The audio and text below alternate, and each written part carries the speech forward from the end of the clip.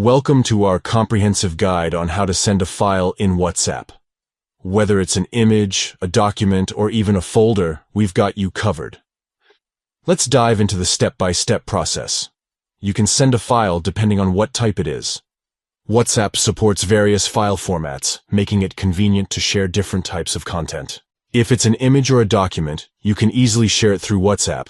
Simply locate the file on your device and proceed to the next step.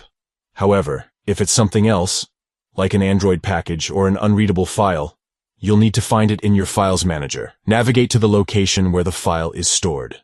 Tap and hold the file, and then tap on Share.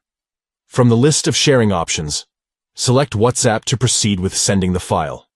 Now, if you want to send a folder, it is necessary to compress it first. Locate the folder on your device, compress it using a file compression tool, and then follow the previous steps to send it through WhatsApp. And there you have it. You have successfully sent a file in WhatsApp. WhatsApp provides a convenient way to share various types of files with your contacts.